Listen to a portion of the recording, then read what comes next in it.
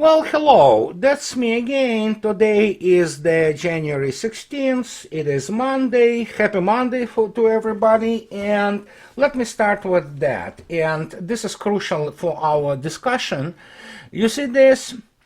And because I am trying to break through, so to speak, with my explanation of how the basic strategic and operation planning is done and what the decision tree is, I have to, basically go back to C++. And for people who deal with some kind of the software engineering, they will understand this immediately. It's classic if-else loop. And that means that if some parameter happens, or manifests itself, then something happens one way. Then else. If something doesn't happen or happens in a different way, then something happens in a different way. It's a classic example of the contingency planning, or if you wish, the decision tree. And this is how the operations and strategies are planned by the high-level military, and not only military, high-level state organizations which are tasked with planning. And that explains basically the prosecution by Russians of their special military operation.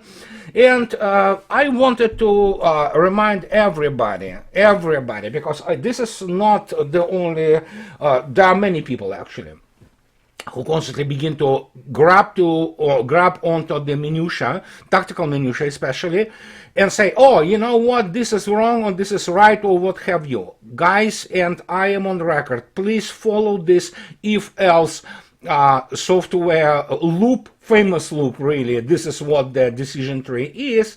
And remember what Russia issued to the combined West in the late November of the 2021, which was an ultimatum. Then roll everything back to 2014, and then essentially to the 2007 Munich speech by Vladimir Putin. So, and that will explain to you a lot, and that is why already for a while now we hear constantly the fact that Russia doesn't fight Ukraine, and Ukrainian army was actually obliterated, I would say, already 2 times over. Now Ukraine scrapping the bottom of the barrel and throws everybody or anybody who can walk to the front line. A huge number of the so-called NATO volunteers fights there in some areas, including, for example, like this Bakhmut, Artyomovsk. Actually, there are reports that you can hear only English and Polish speech. So, it's pretty much self-explanatory. But of course, yeah, today Russia already got into some additional suburbs of Bakhmut or Artyomovsk. So, and now the rumor has it that armed forces of Ukraine want to withdraw from Bakhmut, which of course now suddenly is not that important, and nobody cared about it to start with. Sure. But now, of course, we have those American and NATO generals. Not all of them are stupid, but evidently many of them are, who obviously have very little professional qualifications to pass judgments on the issues of the operations, who say that, but yeah, Ukraine needs to get all forces together and kind of start the counteroffensive. Sure. The problem is, of course, they haven't been taught properly in the school and whatever military academies they attended, any basic mathematics really. Forget about algebra, forget about calculus, forget about statistics or theory of probability. Because I don't know what kind of counteroffensive they're talking about, but the news today are that basically Germany already stated that in order for Ukraine to get even that's basically Rheinmetall corporation, which produces those Leopard tanks, that it will take about 2 years to get those tanks prepared. Now we have another dude from Germany, I don't know, there's some something in the water in Germany, who says that Europe has to go on the military rails and turn its economy into the war economy. Somebody tell this guy what war economy is, because evidently he doesn't understand. This is the Minister of the Security of Germany. Now everybody talks about this gathering of the perverts, which is called World Economic Forum, and everybody talks about, oh my God, they want to destroy Russia. Well, good luck. As Mr. Stalin stated once, when have been spoken by a delegation from the West in 1943 or 44, I don't remember exactly the date, but during the World War II, about the Pope and influence of the Catholic Church. Stalin was very to the point how many divisions Pope has. So there you go. That pretty much answers you the question. So, and of course, that brings us to some other things, which I prefer to talk about, because obviously it doesn't matter. Yeah, Russians will take Bakhmut tomorrow, maybe in 2 weeks. Doesn't matter. I mean, the situation and planning have been done way in advance, and you just change those, parameters in the loop. If else, else, then this. And so that's decision tree. That's the fundamentals of the contingency planning, and that's what Russians were doing. And Russians are really good at contingency planning, because as even Bismarck stated, that Russians, before going to the bathroom for number 2, he already makes the plan. So that's pretty much describes it. So, but before we continue with what I'm about to talk today, and again, it's about operations, but this time we have a very interesting thing to discuss. I want to get us to the this thing. First, you have to understand that those things are pretty much available. This is the U.S. Navy Fundamentals of Wargaming by Francis McHugh.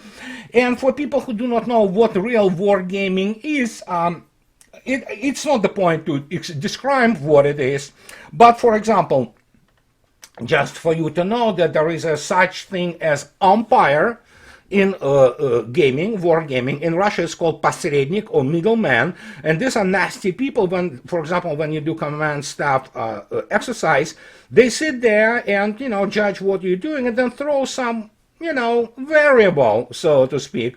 And the whole deterministic thing becomes immediately stochastic, and suddenly you have to make a decision how you fight your whatever you fight there. So wargaming is a tradition and normal procedure for most militaries, most advanced militaries, so it's absolutely scientific in many respects, and it is done pretty much constantly. For example, when you have such a huge, basically, operation as happens with SMO. So the general staffs, they game it constantly. They game all kinds of scenarios, and again, going back to these if-else loops. So, if you need to figure out, at least get some primer on this, you can read this book. It's pretty boring, but that's what it will be, pretty boring. And for people who also think that gaming somehow is defined by whatever the guys do with their whatever fantasy games and the military games by Tom Clancy, what have you, no, this is what actually professional software looks like for the war gaming. It's called Swift. I don't know, they probably give their ranks, higher ranks for people who invent those abbreviations in Pentagon, but it is called Standard Wargame Integration Facilitation Tool, and this is a very serious thing. You cannot buy it in the store, you need to buy it through their, obviously, appropriate channels. And I'm talking about the full version of this thing, because obviously it has a lot of models, combat models, and it has a lot of algorithms which are basically not the game for the gamers from mama's basement, but for professionals to judge the issues of the real war, be this combined arms operations, naval warfare, or what have you. And there are a number of software tools which deal with that, and of course once you launch it, for example, as on the base of, let's say, Naval War College or US Army War College, obviously a lot of things are secret there, classified. So that's the real thing. And now let me get you a little bit to wargaming, and I will remind you about this, and it's very germane, it's very pertinent to what I'm about to talk to you, and this is the thing is, which is called Global War Games, second series, 1984-88, and it was done at the Naval War College, Newport Papers, the famous Newport Papers. You can go to the Naval War College, look up Newport Papers, and download whatever you want to, and it's fascinating things, because especially it gets you into the neck of the woods and the history of the Cold War, and it, apart from being very interesting and professional papers, it also defines to you basically what the huge number of illusions and delusions both sides, Soviet and American, exercised about each other. It's a fascinating thing, and let me show you something about from this Naval War College Games, 1984-1988. In the conclusion and the timeline of these games, look what they come up with when describing all those D+ days of the operations, and also strategic operations. We're talking about, the Soviet Union and Warsaw Pact bloc fighting NATO, tooth and nail. And look at this. The D+38, they conclude after this gaming that red means Russians, Oscar SSGN, Project 949A, launched only successful anti-shipping cruise missile attack of war, and it hit one of the aircraft carriers. Well, it's really funny when you think about it, because obviously after the disclosure by the Russian General Staff in 2019 that basically Russians had through the Legenda system of the targeting and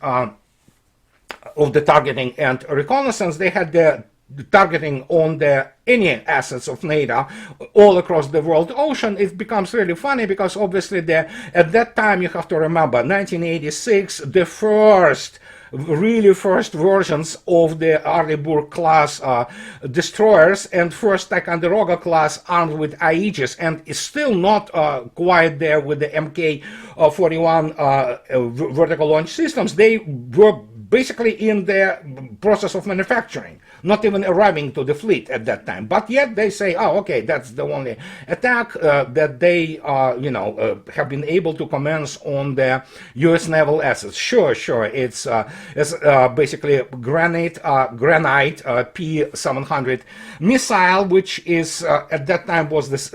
Even today, state of the art. It basically was artificial intelligence, and it could basically control the whole salvo by each of the missiles. So it was the first case of the artificial intelligence and net centricity in full-blown mode in the naval warfare at that time. So, and those gaming continued, and you can see yourself Naval War College Gaming 2014, and that was a very interesting gaming, because they exhibited degree of the insouciance, if you wish, and but just a few days ago, Mr. David X is a famous comic artist, the guy who basically writes about things he has no clue about, but hey, suddenly in Forbes he comes up with the US Navy submarine force could sink the Chinese fleet and save Taiwan, but at the cost of a quarter of its boats. Well, okay, you would say, how the hell this guy who has zero background in anything gotten his numbers? Well, he gotten his numbers actually, and he referred to the work of by far much more professional people from this organization, Center of the Strategic and International Studies, and that thing called the First Battle of the Next War, Wargaming, a Chinese invasion of Taiwan. Pay attention, they gamed only Chinese invasion of Taiwan.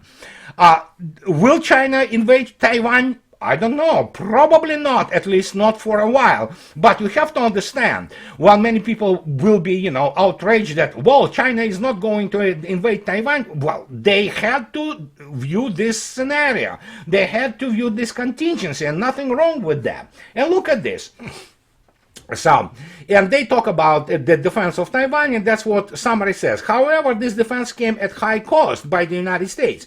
The United States and its allies lost dozens of ships, hundreds of aircraft, and tens of thousands of service members. Taiwan saw its economy devastated Further, the high losses damaged the U.S. global position for many years. China also lost heavily, and failure to occupy Taiwan might destabilize Chinese Communist Party rule. Victory is therefore not enough. The United States needs to strengthen deterrence immediately. And here, well, I mean, actually, the way the authors of this paper, and those are real professionals, those are officers of the U.S. Marine Corps, U.S. Navy officers, U.S. Army officers, some of them with the combat experience in Afghanistan, and so they went through the Army and Naval War College. So these are by no means amateurs who did this gaming together with those gamers, and I'm not talking about mama's basement gamers, I'm talking about professional officers who gamed this thing on the very many, actually classified basically software and data. And they produced this report. Again, I'm not going to be discussing the whole report, but here it is. This is the name of the report, as you can see yourself. The First Battle of the Next War, Wargaming, a Chinese Invasion of Taiwan. As you can see yourself, it is just literally a week ago. Authors are Mark Kanchan, Matthew Kanchan, Eric Higginbotham, and these are people, all of them are professional officers, and so you can say that, yeah, you can really take in some interesting conclusions. And here comes that thing.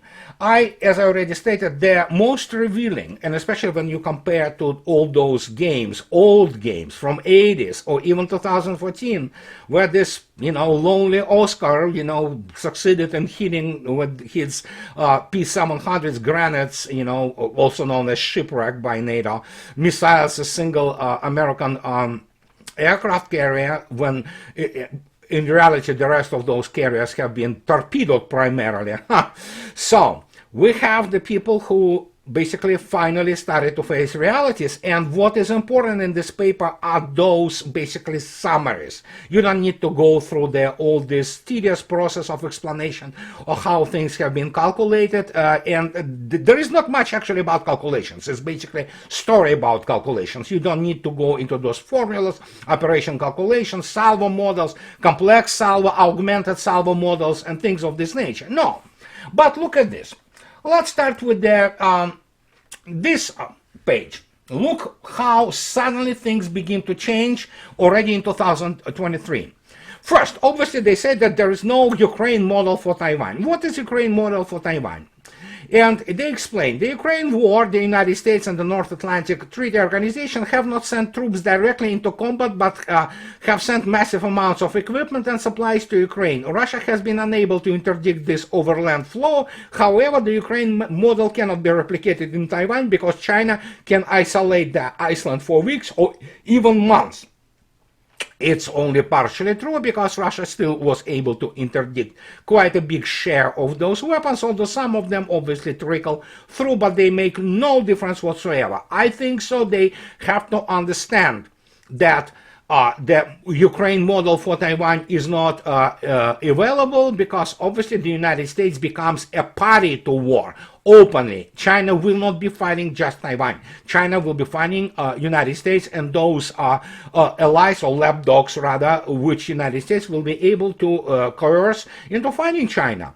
And look at this, the United States must be able to use its bases in Japan for combat operations. Well, probably will if it comes down to it. Again, do not forget, this is contingency. This is merely the wargaming of one of the scenarios. I disagree with some of the assumptions, but again, it's a valid scenario. They game only this scenario. But then, of course, they begin to go into their neck of the woods, so to speak, and they begin to say things which even 3-4 years ago, when I was writing my the new real revolution in military affairs and was pointing this out, would have been anathema. And fact is, there were many people who, from the American side and NATO side, say, no, it's not that important. Well, guess what they come up with? They write about avoiding a Pyrrhic victory. Theoretically, United States can achieve a Pyrrhic victory. But look what they say. Move Taiwanese air and naval forces towards asymmetry. Despite rhetoric about adopting a porcupine strategy, Taiwan still spends most of its defense budget on expensive ships and aircraft that China will quickly destroy. Well, color me surprised. I wonder where Taiwan got this habit from. Obviously, it is classic American doctrinal approach to buy extremely complex and workable shit, which costs through the roof, and then suddenly say, oh yeah, we're really good, you know. Well, that's not how it works, my friends, obviously. And this is when they begin to discuss weapons and platforms and shift to smaller, more survivable ships and develop rescue mechanisms to deal with crippled ships and multiple sinkings. Well, let me put it this way. You cannot do this in 5 even years. It takes actually decades to completely reshuffle and reshape your doctrinally, technologically, strategically, your military force. This is what is funny about it. They suggest to do things which they think you can do it like with the snap of the fingers. No, it takes a lot of time, a lot of effort. And it's effort, not just money. It's basically rebuilding the whole defense industry. United States cannot do that, like, period. It can't. And let alone Taiwan, which obviously the main recipient of the American and partially European military technology. And here we come to the page number 3, which actually explains this. For example, again, while they talk about shifting to smaller, more survivable ships, surface ships are extremely vulnerable. Finally, somebody begins to admit it, and let me put it this way. The myth of Aegis and SM-3 and SM-6 missiles has to be put to rest, and you know how I already explained it through the basic, let's say, Zircon salvo calculations. And the United States Navy typically losing 2 carriers and 10 to 20 large surface combatants in game's iterations. Wow.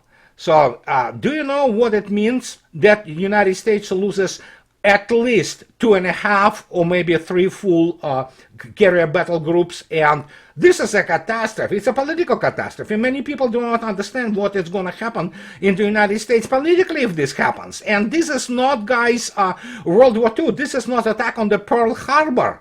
Taiwan is not U.S. territory, or for that matter, the U.S. naval base. It is actually part of China, economically, culturally, historically. So, but then they say and go to what I'm writing for many years, decades actually. Prioritize submarines and other undersea platforms. And then, of course, comes the wowza. Continue development and fielding of hypersonic weapons, but recognize that they are niche weapons. Their high cost limits inventory, so they lack the volume needed to counter the immense number of Chinese air and naval platforms.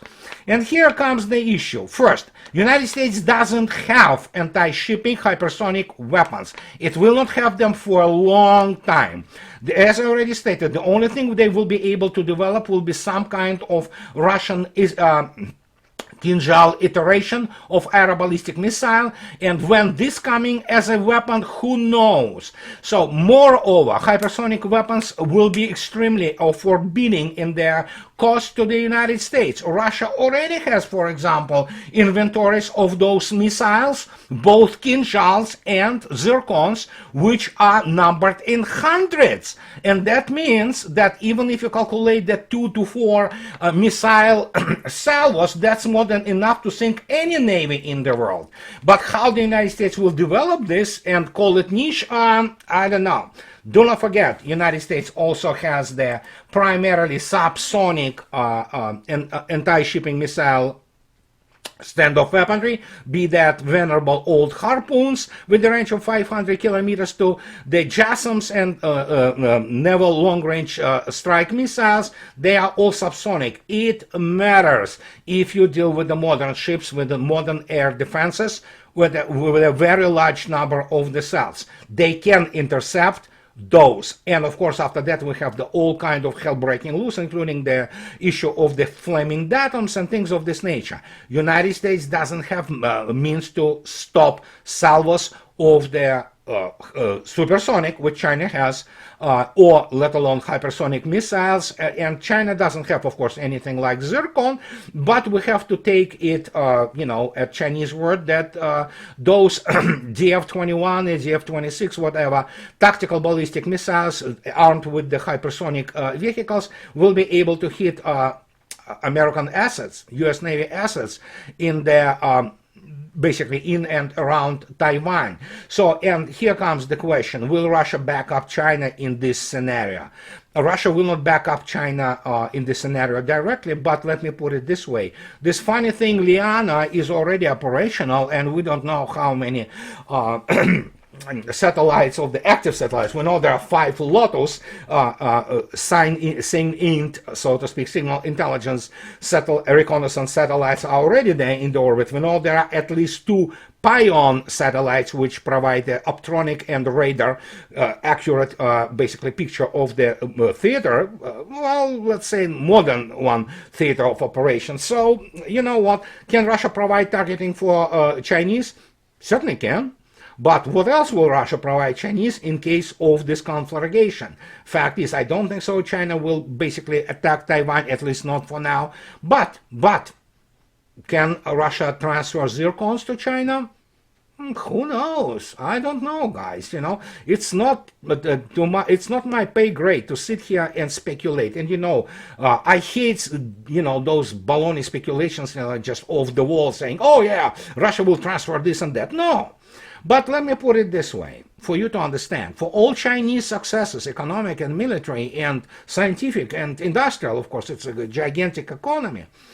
When recently, a few months ago, when you had this concentration of the American aircraft carriers and obviously American submarines hanging around Taiwan, and it was considered by Chinese as provocation, guess what China, People Liberations Army Navy and People Liberations Army Air Force did? Well, that wasn't very much advertised, but it was even confirmed by Chinese. They moved those 24 Su-35S, which they bought from Russia, and all those S-400 very close to the theater operation. They moved them closer. So that pretty much tells you something about it. And again, so they're supposed to have what? 5th generation fighters? They don't. They're not really 5th generation fighters. But still, there's a lot of kind of PR goes about this. But I am on record for many years. American submarine force is a top-notch. It's probably the world's best, even despite the systemic issues which affected the U.S. Navy. U.S. Navy submarine force is excellent. Its surface force in real conflict with the nation which can provide the serious salvos of the supersonic and hypersonic weapons, they are sitting ducks. They will be sunk, as even this war game confirms, in tens, in dozens. So including this, those amphibious landing ships and obviously aircraft carriers. So, but submarine force, yes, China is no contest in terms of the modern nuclear-powered submarine force. And the only submarine force China has, I'm talking about its diesel component, not a nuclear one, is of course within the first island chain, where they could be supported by the both anti-submarine warfare patrol aviation and obviously the combat aircraft, which will be placed on the forward airstrips. Then yes. But then, of course, we go here into the issue of anti-submarine warfare and all those fascinating things. So, but this basically war game report, which again, as I stated, it looked at single possible scenario, is very valuable. It is valuable because it actually made a disclosure and of things of which I was writing for decades, really, that yeah, United States surface fleet is no, it's a sitting duck in the modern warfare. But yes, the crown jewel of the United States is, of course, its submarine fleet, and even the situation with AUKUS, Australia, United Kingdom, and United States, and trying to organize this organization which will be cutting the shipping lanes of communications for China in Indian Ocean, is based around, not as you looked up yourself, those aircraft carriers and things of this nature. No, it will be based around, obviously, American nuclear submarines, and America produces, United States Navy gets those Virginia-class excellent subs, excellent platforms. Will they get those missiles which they talk about in this study? I doubt it. But who knows, the salvo even of the good old venerable harpoons or some modified tomahawks, despite them being obsolete, they still represent a serious danger, and you can launch many of them. So, that's what I wanted to talk to you about, and I would suggest you to read this paper. It's easily downloadable from the Center for the Strategic and International Studies. I would remove the international studies from there because it doesn't really exist as a viable study in the United States anymore, because the diplomacy itself also doesn't exist anymore in the United States as such. But other than that, it's a fascinating paper. It's a good food for thought, and I'm not going to lie. I'm really satisfied that basically what I wrote about for so many years is basically confirmed in this paper, and yeah, the real revolution with military affairs happened in 2018. Well, it happened earlier than that, but after that, after those, cartoons, so to speak, as they called CGI, which Vladimir Putin was showing to the Federal Assembly in March 2018, everything changed. Everything. The military political balance, geopolitical global balance changed. And if the United States wants to fight the direct war with either Russia or China, they are correct. Even if it stays non-nuclear, conventional, United States will be destroyed and it will depart as the major international force for many years to come. So there you go. But that's the whole thing I wanted to talk to you about. And as always, guys, I have to express my profound gratitude to my wonderful patrons and people who buy me Jack Daniels, or pardon me, coffee. And guys, if you can afford, please support me. That will allow me to continue to do what I'm doing. And as always, subscribe to my channel. And you know what? It's happy Monday, and have a nice rest of the week. Bye-bye.